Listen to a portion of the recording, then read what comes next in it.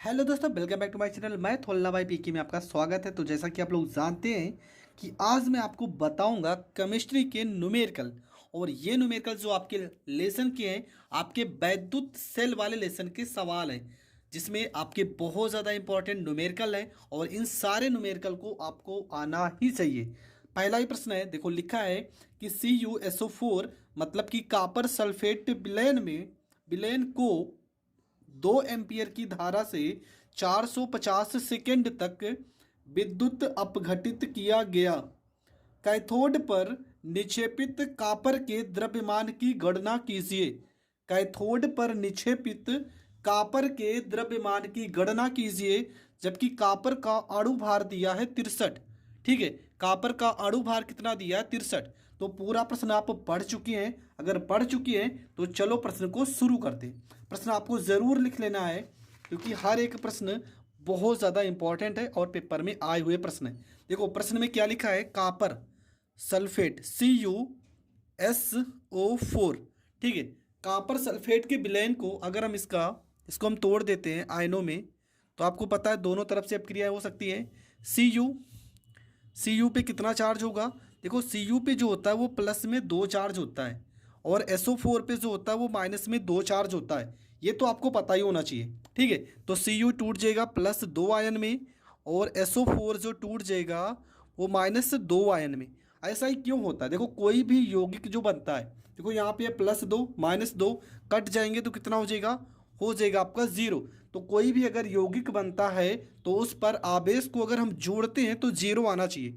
ये तो आपको आना ही चाहिए। अगर मान लो आपको नहीं आता, ये छोटी चीज़ें भी नहीं आती, तो आपको पता होना चाहिए कापर पे +2 चार्ज होते हैं। अब यहाँ से हम निकालेंगे तुल्यांकी का भार, किसका? कापर का, क्योंकि प्रश्न में कापर का द्रव्यमान पूछा गया है। तो लिखेंगे कापर का तुल्यांकी भार। ठीक है, तुल्यांकी भार किससे दर्शाएंगे? ई। फार्मूला क्या होता है? अणु भार। फार्मूला हो जाएगा अणु भार बटे में आवेश इस पर कितना है? कापर पर कितना आवेश है? देखो 1 2, कितना आवेश है? 2। तो बटे में आपको 2 लिख देना है। तो यहाँ पर हो जाएगा ई बराबर, और कापर का अणु भार कितना दिया प्रश्न में? दिया है 63, बटे में हो जाएगा 2। ठीक है, ये आपका ई का वैल्यू हो गया। अब हमारे पास क्या क्या प्रश्न में है? प्रश्न में आई का वैल्यू दिया है। आई बराबर प्रश्न में लिखा है 2 एम्पियर। ठीक है, आई की बात प्रश्न में टी लिखा है, टी का वैल्यू दिया है 450 सेकेंड दिया है। 450 सेकेंड। फार्मूला क्या होता है? फार्मूला होता है आपका W बराबर ZI और T। ये होता है फार्मूला। जबकि Z बराबर फार्मूला होता है आपका E/1 फैरड। ठीक है, ये Z का फार्मूला होता है, ये आपको पता होना चाहिए। तो यहाँ पे लिखेंगे W बराबर Z की जगह पे लिखेंगे E, और बटे में 1 फैरड। 1 फैरड किसके बराबर होता है? 96,500 कुलाम के बराबर हो जाएगा। तो यहाँ पर आई की जगह पे क्या लिखेंगे? तो यहाँ पर 2 लिखा है तो 2 लिखेंगे। टी की जगह पे 450। ठीक है, हमने सारी की सारी वैल्यू लिख दिए। हमें द्रव्यमान निकालना है, मतलब W निकालना है। अब यहाँ से थोड़ा सा इसको हम सॉल्व करते हैं। ये आपका हो जाएगा W बराबर, ई का वैल्यू कितना निकाले थे? 63/2। तो यहाँ पर लिखेंगे 63 बटे में हो जाएगा 2, और यहाँ पहले से 96,500 है, और गुणे में हो जाएगा आपका 2, गुणे में हो जाएगा 450। देखो एक जीरो से एक जीरो कट जाएगा, इस 2 से इस 2 को काट देंगे, आपका वैल्यू आ जाएगा 63, गुणे में हो जाएगा आपका 45, और बटे में हो जाएगा 9650। ठीक है, बटे में क्या हो जाएगा? 9650। इसके बाद क्या करना है आपको? यहाँ पर लिखना है W बराबर, इन दोनों को गुणा करके और 96,050 से अगर हम भाग करते हैं तो आपका जो वैल्यू आएगा, आप गुणा भाग कर लेना। ठीक है, वैल्यू आएगा 0.29 और 3। मात्रक इसका क्या हो जाएगा? तो द्रव्यमान का मात्रक ग्राम ही होगा, और ये आपका करेक्ट आंसर हो जाएगा। तो ये प्रश्न आपका हो गया कंप्लीट। देखो ये प्रश्न 3 नंबर में आते हैं, तो आपको हर एक प्रश्न समझना है। अब मैं इसी टाइप के 2-3 प्रश्न को बताऊंगा, जो कि NCERT की बुक अगर आपके पास है तो ये सारे प्रश्न आपको मिल जाएंगे। तो इसी फार्मूले से रिलेटेड आपका जो दूसरा प्रश्न है वो ये देखो क्या लिखा है। प्रश्न में लिखा है 3 एम्पियर की धारा 50 मिनट तक प्रवाहित करने पर 4.8 ग्राम धातु संग्रहित होती है। धातु का तुल्यांकी भार ज्ञात कीजिए। ठीक है, हमें क्या निकालना है? तुल्यांकी भार, मतलब कि हमें ई निकालना है।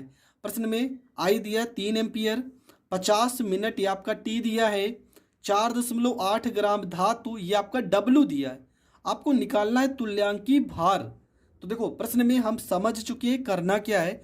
अब हम इस प्रश्न को करेंगे सॉल्व। देखो हर एक वैल्यू प्रश्न में लिखा था। सबसे पहला चीज़ क्या लिखा था प्रश्न में? तो पहला चीज़ आपका लिखा था टी। ठीक है, टी का वैल्यू कितना लिखा है प्रश्न में? तो यहाँ पे लिखेंगे प्रश्न नंबर आपका आ गया 2। टी आपका कितना दिया था? तो टी आपका दिया है 50 मिनट दिया। ठीक है, 50 मिनट ये आपका टी दिया है। अब 50 मिनट को हम सेकंड में चेंज करेंगे।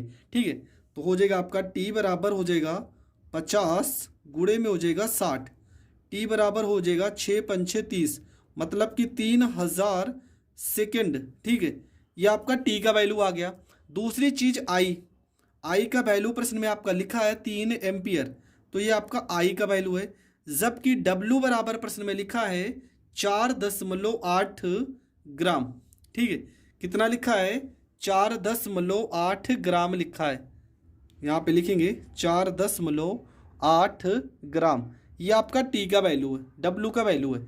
अब हम सवाल को हल करते हैं। ठीक है, सवाल को कैसे हल करोगे? सबसे पहला काम क्या करना है? सबसे पहला काम करना है हमें लगाना है फार्मूला। फार्मूला होता है डब्लू बराबर में जेड आई और यहाँ पे होता है टी।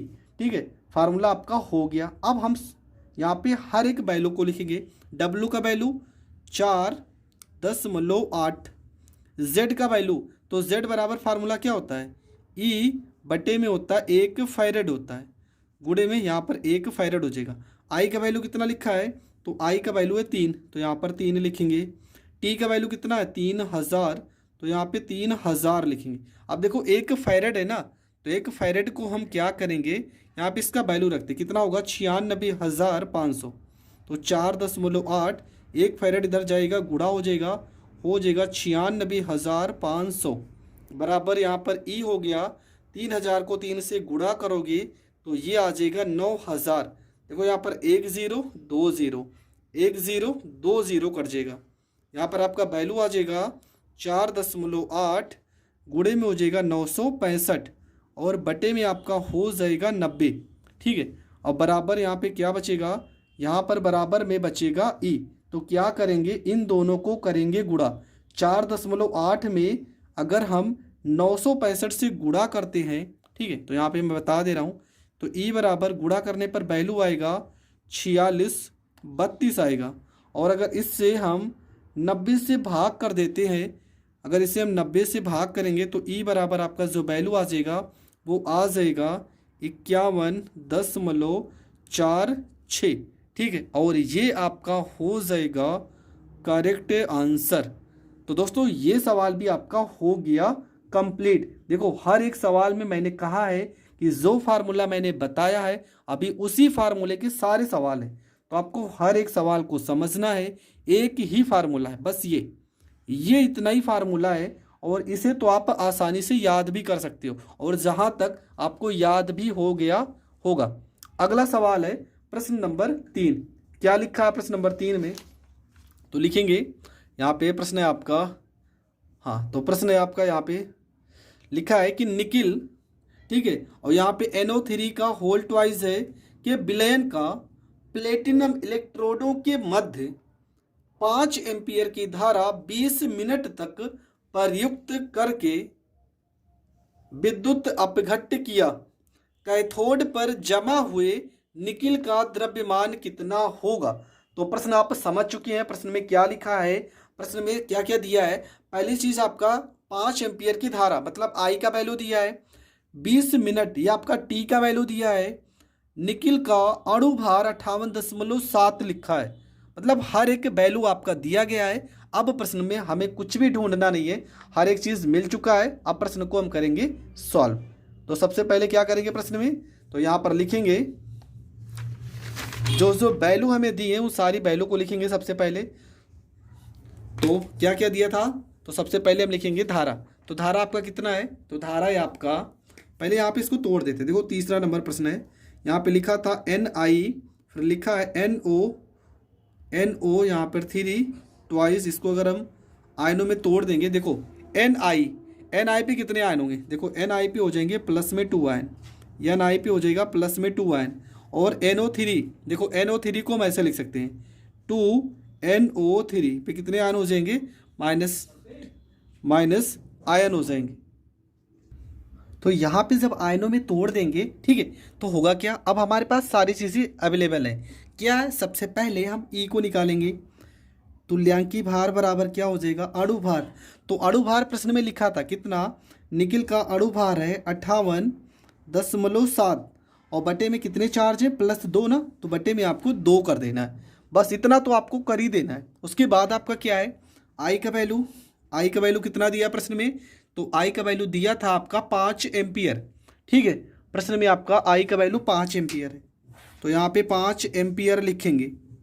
टी का वैल्यू कितना है, तो ये आपका 20 मिनट, और मिनट को हम चेंज करेंगे सेकंड में, तो 20 × 60, टी बराबर हो जाएगा 6 दूना 12, मतलब 1200 सेकेंड हो जाएगा।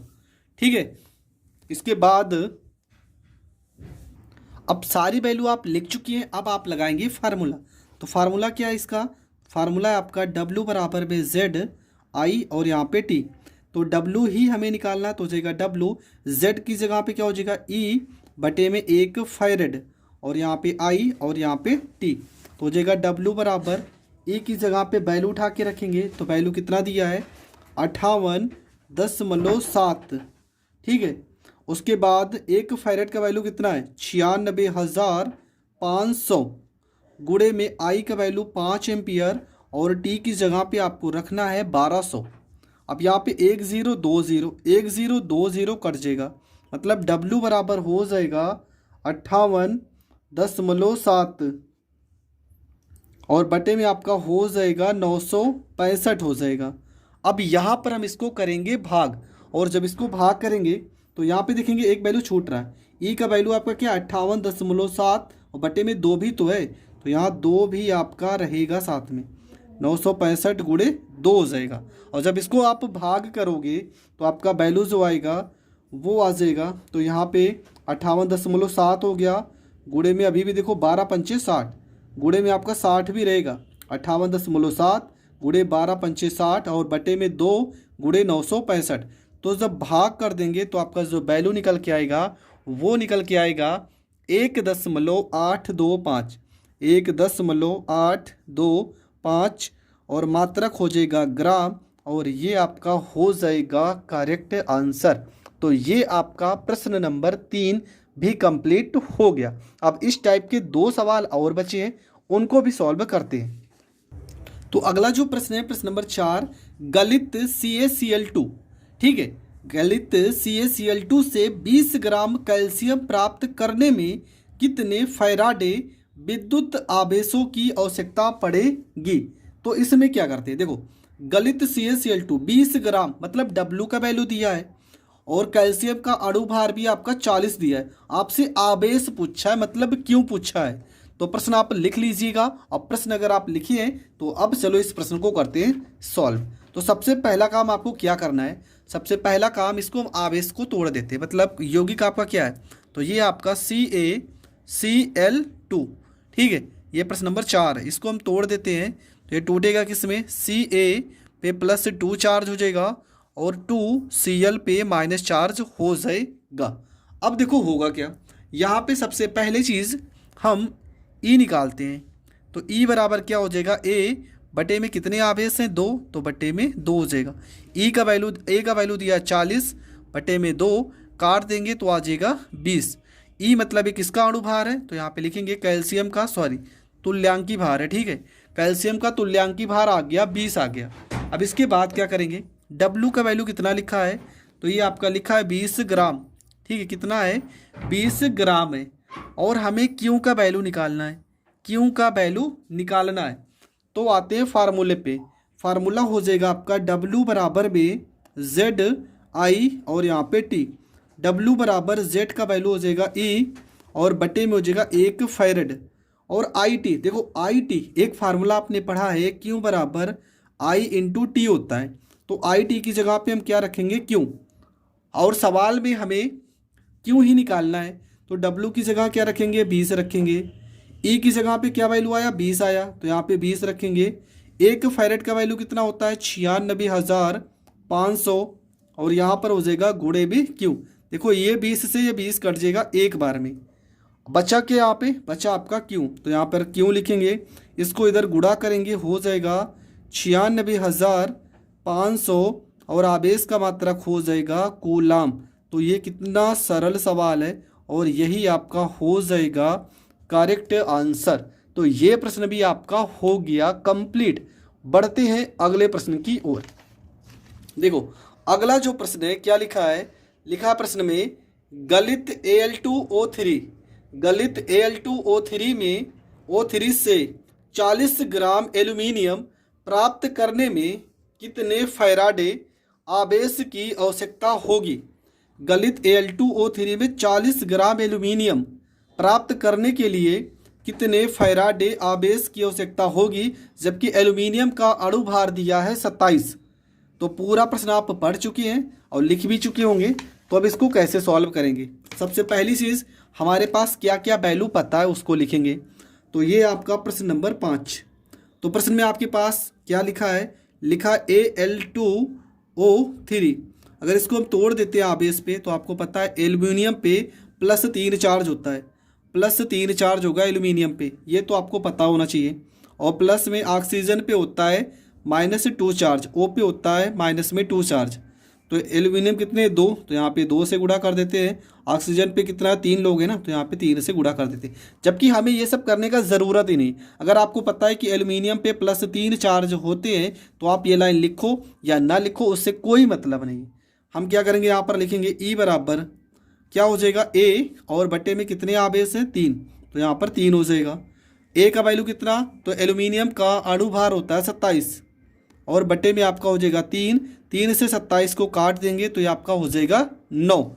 अब यहाँ फार्मूला लगाएंगे, तो फार्मूला क्या हो जाएगा, तो फार्मूला आपका हो जाएगा W बराबर में ZIT। देखो बार बार इसी फार्मूले का यूज हो रहा है। मैंने कहा मैं इस टाइप के 5 सवाल बताऊंगा, और ये आपका 5वां सवाल है। इसके बाद दूसरे टाइप के 3 सवाल है, उसके बाद ये चैप्टर आपका खत्म। तो इसमें Z की जगह पे क्या लिखेंगे, बार बार लिखते आ रहे हैं, E बटे में 1 फैरड, और यहाँ पे I, और यहाँ पे T हो जाएगा। और इसमें भी हमें क्यों निकालना है, और क्यों किस में निकालना है, क्यों निकालना है फैरड में, मतलब यहाँ पे फैराडे की वैल्यू हम नहीं रखेंगे, एक फैरड की। तो यहाँ W कितना है, तो प्रश्न में W आपका दिया था, तो हाँ 40 ग्राम है, तो यहाँ पे 40 लिखेंगे। E की जगह पे क्या रखेंगे, 9 रखेंगे। फैरड की जगह पे एक फैरड ही रखेंगे। IT की जगह पे क्या, यहाँ पर क्यू रखेंगे। तो यहाँ पर आपका आंसर हो जाएगा क्यू बराबर में, ये F जाएगा, इसके साथ गुणा होगा, तो 40 फैरड हो जाएगा, बटे में हो जाएगा 9। अगर थोड़ा से गुणा भाग करते हैं तो क्यू बराबर हो जाएगा 4.44 फैरड, और ये आपका हो जाएगा करेक्ट आंसर। सवाल हमें फैरड में ही लाना है, इसलिए हमने फैरड में ही इसको छोड़ दिया। तो यहाँ पे प्रश्न आप देख भी लीजिए कि लिखा है कि फैराडे आवेश की आवश्यकता होगी, कितने फैराडे आवेश की आवश्यकता होगी, इसलिए हमने 1 फैरड की वैल्यू को नहीं रखा है। और एल्यूमिनियम का अणुभार तो 27 प्रश्न में दिया होगा, तो इसे आपको ढूंढने की ज़रूरत नहीं है। अब देखो 3 टाइप के सवाल है, और तीनों एक ही टाइप के हैं। लिखा है 1 मोल एल्यूमिनियम पे +3 चार्ज को एल्यूमिनियम में अपचयित करने के लिए कितना आवेश चाहिए। मतलब 1 मोल एल्यूमिनियम पे कितने चार्ज है, 3, को एल्यूमिनियम में अपचयित करने के लिए कितना आवेश चाहिए। तो कैसे करेंगे, तो सबसे पहला काम आपको क्या करना है, यहाँ पे लिखना है प्रश्न नंबर 6। आपका लिखा है Al पे कितने चार्ज है, प्लस में 3, और इसको तोड़ना है एल्यूमिनियम में। ठीक है, जब एल्यूमिनियम में तोड़ना है तो सबसे पहली चीज़ यहाँ पर देखेंगे कि इस पे कितने चार्ज हैं, +3, और यहाँ पे कितने हैं, 0। अगर इस पे +3 है ना, तो इधर भी 3 होने चाहिए, पर इधर तो 3 हो नहीं सकते, तो इस 3 को घटाने के लिए क्या करेंगे, यहाँ पर हम 3 इलेक्ट्रॉन को जोड़ देंगे। अब ये हो गया +3, ये हो गया -3, प्लस माइनस से कटकर इधर भी हो गया 0। अब दोनों तरफ आवेश हो गए बराबर, तो लिखेंगे आवश्यक आवेश, यही तो पूछा प्रश्न में, आवश्यक आवेश तो कितने आवेश हैं यहाँ पर, कितना हमने जोड़ा 3 इलेक्ट्रॉन ना, मतलब कि 3 फैरेड। कितना 3 फैरेड, बस हो गया 3।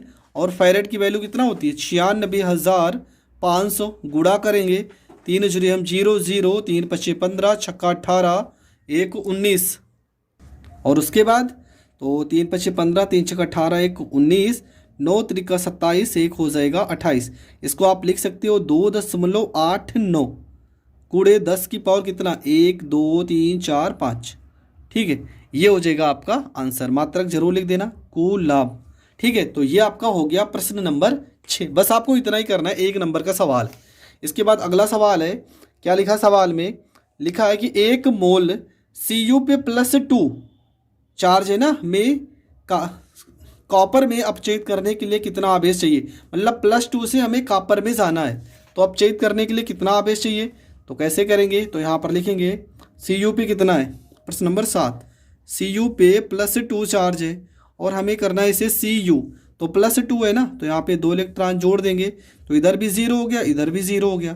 तो आवश्यक आवेश लिखेंगे, आवश्यक आवेश, तो कितने आवश्यक आवेश की ज़रूरत है, 2 इलेक्ट्रॉन जोड़े ना, इसका मतलब 2 फैरेड। तो हो जाएगा 2 गुणे 96,500। यहाँ पे हो जाएगा 2 0 0, 2 पंचे 10, 2 छंग 12, 1 13, 2 9 18, 1 हो जाएगा 19। मतलब 1.93 गुणे 10 की पावर 1 2 3 4 5, 10 की पावर 5। और मात्रक जरूर लिखेंगे, मात्रक लिखेंगे कुलाम। 1.93 गुणे 10 की पावर 5 कुलाम हो जाएगा। अगला सवाल है और लास्ट सवाल है, लिखा है 1 मोल MnO4 पे माइनस चार्ज को Mn+2 में अपचयित करने के लिए कितना आवेश चाहिए। ठीक है, क्या लिखा है कि 1 मोल MnO4 को Mn+2 में अपचयित करने के लिए कितना आवेश चाहिए। तो प्रश्न आप लिख चुके होंगे, प्रश्न नंबर आपका हो गया 8। क्या लिखा है MnO4, देखो Mn पे जो होता है, यहाँ पे क्या लिखा है MnO, यहाँ पे 4। ठीक है, अब देखा जाए, इसमें देखा जाए O कितना होता है, O का जो वैल्यू होगा वो, और यहाँ पे माइनस में लिखा है। ठीक है, और यहाँ पे हमें कहाँ पे जाना है, Mn पे +2 पे जाना है। Mn पे किस पे जाना है, +2। Mn पे अगर देखा जाए ऑक्सीजन पे कितना होता है, ऑक्सीजन पे होता है -2, और यहाँ पे 4 लिखा है तो कितना हो जाएगा, माइनस में हो जाएगा 8।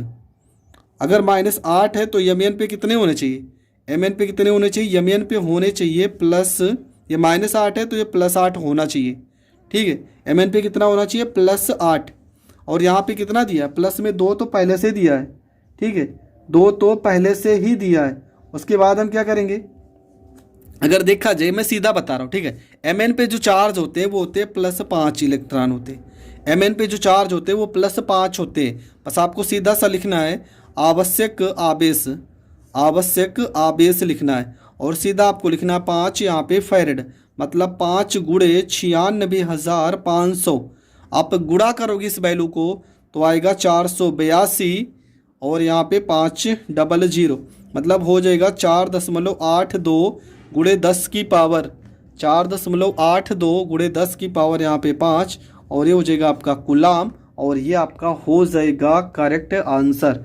तो ये प्रश्न भी आपका हो गया कंप्लीट। तो दोस्तों, इस वीडियो में मैंने इस लेसन के जितने भी महत्वपूर्ण सवाल थे उन सारे सवालों को बता दिया। अब ये टॉपिक आपका पूरी तरह से ख़त्म हो चुका है। फिर भी अगर किसी लेसन का न्यूमेरिकल आपको प्रॉब्लम है तो आप कांटेक्ट कर सकते हैं और व्हाट्सएप पे मैसेज कर सकते हैं। तो मिलेंगे नेक्स्ट वीडियो में, तब तक के लिए जय हिंद, जय भारत।